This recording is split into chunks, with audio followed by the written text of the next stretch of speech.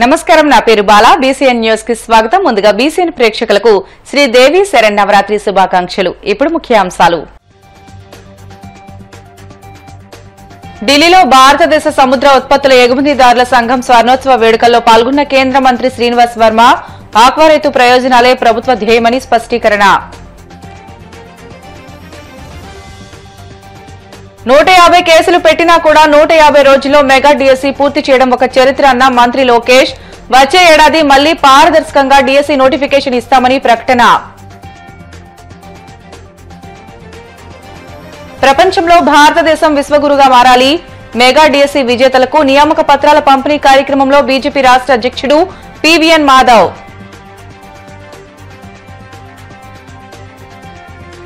జగన్ గురించి మాట్లాడేటప్పుడు బాలకృష్ణ నోరు అదుపులో పెట్టుకోవాలన్న వైసీపీ నేత జూపుడి. నోటికొచ్చినట్లు మాట్లాడితే పరిణామాలు తీవ్రంగా ఉంటాయని హెచ్చరిక. భారతదేశ సముద్ర ఉత్పత్తుల ఎగుమతిదారుల సంఘం స్వర్ణోత్సవ వేడుకలను పురస్కరించుకుని న్యూఢిల్లీలో జరిగిన కార్యక్రమానికి కేంద్ర ఉక్కు, భారీ పరిశ్రమల శాఖ సహాయ మంత్రి భూపతిరాజు శ్రీనివాస్ వర్మ ముఖ్య అతిథిగా పాల్గొన్నారు. ఈ సందర్భంగా ఆయన మాట్లాడుతూ తాను పశ్చిమ గోదావరి జిల్లాకు చెందిన ఆక్వా రైతునని, ఈ రొయ్యల పెంపకంలో ఎన్నో ఎత్తుపల్లాలను చూశానని, పరిశ్రమతో తనకున్న అనుబంధాన్ని తెలియజేశారు. ఈ ఆర్థిక సంవత్సరం 2024-25లో భారతదేశ సముద్ర ఉత్పత్తుల ఎగుమతులు $7.45 బిలియన్ నమోదు అయ్యాయని అన్నారు. ప్రధానమంత్రి నరేంద్ర మోదీ దార్శనికతతో ప్రధానమంత్రి మత్స్య సంపద యోజన ద్వారా మత్స్యరంగం యొక్క మొత్తం విలువ గొలుసును ఆధునీకరించి ఎగుమతులను ₹1,00,000 కోట్ల లక్ష్యానికి పెంచాలని కేంద్ర ప్రభుత్వం లక్ష్యంగా పెట్టుకుందని తెలియజేశారు. పరిశ్రమ ఎదుర్కొంటున్న సవాళ్లను తాను sea food exporters association of India అధ్యక్షులు పవన్ కుమార్ తో కలిసి ఆర్థిక మంత్రి నిర్మలా సీతారామన్ దృష్టికి తీసుకువెళ్లానని, వాణిజ్య మంత్రి కూడా సహకారం అందిస్తామని హామీ ఇచ్చారని తెలియజేశారు. ప్రధాని నరేంద్ర మోదీ నాయకత్వంలోని ప్రభుత్వం ఆక్వా రైతుకు అండగా నిలబడుతుందని, రైతు ప్రయోజనం కాపాడడంలో రాజీ పడకూడదని మోదీ స్పష్టం చేశారని ఆయన పునరుద్ఘాటించారు.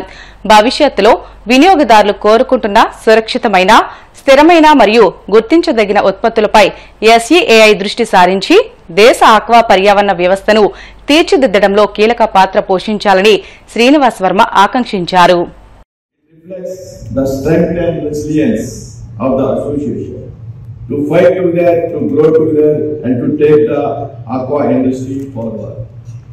From small farmers who have embraced scientific practices to modern processing facilities that meet international standards, Andhra Pradesh has shown how a state can transform its natural advantage into global leadership. Today, every coastal state of the country has shaped India's seafood success story. The flagship scheme, Pradhan Mantri Matsya Sampada Yojana, aims to modernize the entire fisheries value chain, improve infrastructure, enhance fish production, and increase exports to a target of ₹1,00,000 crore. The sector has done very well despite the global challenges and uncertainty. 150 కేసులు పెట్టినా కూడా 150 రోజుల్లో mega DSC పూర్తి చేయడం ఒక చరిత్ర అని మంత్రి లోకేష్ అన్నారు. మెగా డిఎస్సీ విజేతలకు నియామక పత్రాల పంపిణీ కార్యక్రమంలో ఆయన ప్రసంగించారు. యువగలం పాదయాత్రలో నిరుద్యోగ యువతతో మాట్లాడేవాడేనని, అప్పుడే మెగా డిఎస్సీ ఆలోచన మొదలైందని అన్నారు. సీఎం చంద్రబాబు తొలి సంతకం డిఎస్సీ పైన పెడతారని అప్పుడే చెప్పానని మంత్రి తెలిపారు. సీఎం చంద్రబాబు చెప్పిన విధంగా ఇకపై ప్రతి ఏటా డిఎస్సీ నిర్వహిస్తామని, నవంబర్లో టెట్ చేపడతామని, వచ్చే ఏడాది మళ్లీ పారదర్శకంగా డిఎస్సీ నోటిఫికేషన్ ఇస్తామని ఆయన ప్రకటించారు. గురు బ్రహ్మ గురు విష్ణు గురుదేవో మహేశ్వర గురు సాక్షా పరబ్రహ్మ తస్మై శ్రీ గురువే నమః. కార్యక్రమం ప్రారంభించే ముందల ఇక్కడున్న ఉపాధ్యాయులందరి దగ్గర నుంచి నేను క్షమాపణ కోరాలనుకుంటున్నా. ప్రభుత్వ విద్యా వ్యవస్థలో రాజకీయాలు దూరంగా పెడతానని హామీ ఇచ్చిన వ్యక్తి, కానీ ఈరోజు గౌరవ ముఖ్యమంత్రి చంద్రబాబు నాయుడు గారితో మేము నడిచినప్పుడు మా యువగలం పాట వేశారు. దానికి మీరందరూ నన్ను క్షమించవలసిందిగా ఈ సభాముఖంగా మిమ్మల్ని అందరూ నేను కోరుతున్నాం. యువగల పాదయాత్రలో నిరుద్యోగ యువకుల్ని కలిశాను. మీరందరూ నన్ను కోరింది ఒకటే, గడిచిన 5 సంవత్సరాలు ఒక్క డిఎస్సి జరగలేదు, మెగా డిఎస్సి ఏర్పాటు చేసి ఉపాధ్యాయులుగా మమ్మల్ని నియమించమని మిమ్మల్ని అందరిని కోరారు. ఆనాడు చెప్పా, ఓపిక పట్టండి, కూటమి ప్రభుత్వ అధికారంలోకి వస్తుంది, తొలి సంతకం చంద్రబాబు నాయుడు గారు మెగా డిఎస్సి మీద పెడతారని. చాలా మంది అన్నారు, ఈ మెగా డిఎస్సి అవుతుందా, ఈ మెగా డిఎస్సిని మేము ఆపి చూపిస్తామని. వాళ్ళకి ఒక్క విషయం అర్థం అవట్లా. సిబిఎన్ అంటే డిఎస్సి, డిఎస్సి అంటే సిబిఎన్. ఆంధ్ర రాష్ట్రంలో 17 డిఎస్సీలు జరిగితే దాంట్లో 14 డిఎస్సీలు ఏకంగా తెలుగుదేశం పార్టీ అధికారంలో ఉన్నప్పుడు నిర్వహించాం. సుమారుగా 2 లక్షల మంది ఉపాధ్యాయులు తెలుగుదేశం పార్టీ అధికారంలో ఉన్నప్పుడు నియమిస్తాం జరిగింది.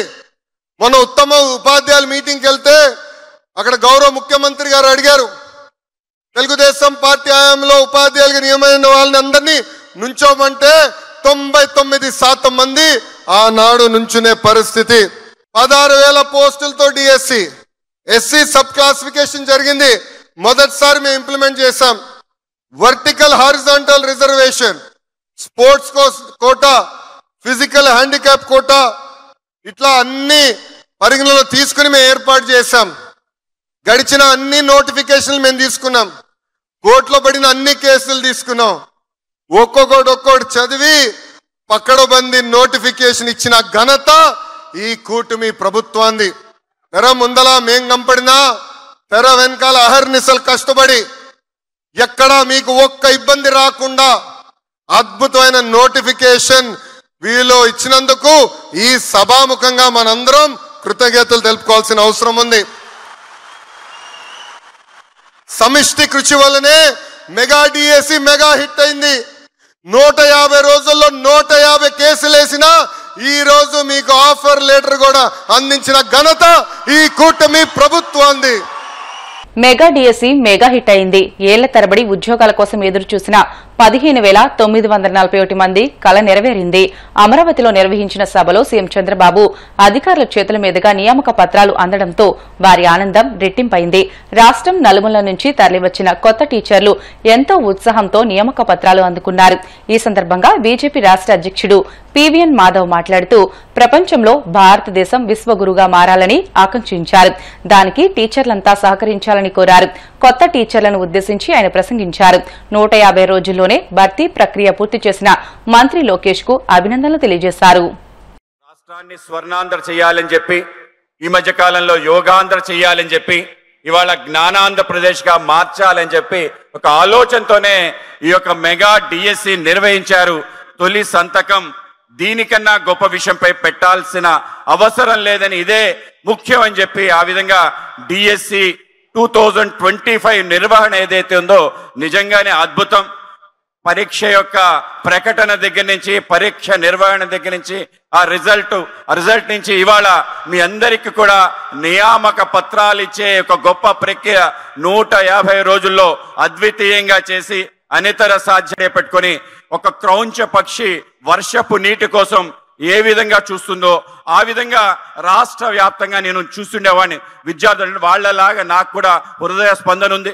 ఆ విధంగా దేనికోసం వేస్తుండేవాళ్ళంటే ఏదైనా ఒక పరీక్ష రాస్తే ఒక ఆనందం పొందాలని, ఒక జాబ్ క్యాలెండర్ డిక్లేర్ చేసి జాబ్ కోసం ప్రయత్నం చేస్తూ ఎగ్జామ్స్ రాయాలని ఒక తాపత్రయంతో అందరూ ఇక్కడ ఏదైతే చూస్తున్న అన్ని కళ్ళు కూడా వాళ్ళ హృదయంలో అటువంటి ఆకాంక్ష, ఆశతో ఉండేవాళ్ళు. అయితే ప్రభుత్వాలు ఏ విధంగా గత 5 సంవత్సరాల్లో ఒక్కటంటే ఒక్క పరీక్ష రాయకుండా వాళ్ళందరినీ కూడా నిరాశ నిస్పృహలు లోన్ చేసిందో దానిని దూరం చేస్తూ ఇవాళ కూటమి ప్రభుత్వం అధికారంకి వచ్చిన తొలి రోజునే ఈ యొక్క మెగా డిఎస్సి పై సంతకం పెట్టడం ఏదైతుందో నిజంగానే అద్భుతం. అందరూ కూడా ఒకటే అడిగేవాళ్ళు, నాకు పరీక్ష రాసే అవకాశం ఇవ్వండి.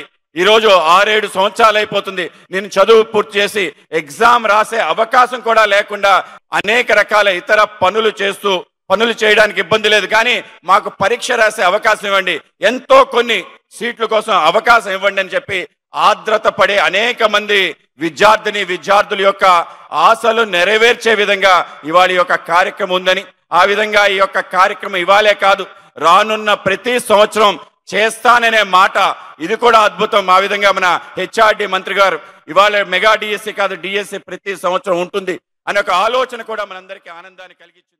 మాజీ ముఖ్యమంత్రి వైఎస్ జగన్ గురించి మాట్లాడేటప్పుడు ఎమ్మెల్యే బాలకృష్ణ నోరు అదుపులో పెట్టుకోవాలని, ఆయన గురించి నోటికి వచ్చినట్లు మాట్లాడితే పరిణామాలు తీవ్రంగా ఉంటాయని వైసీపీ రాష్ట ప్రధాన కార్యదర్శి అధికార ప్రతినిధి జూపూడి ప్రభాకర్రావు హెచ్చరించారు.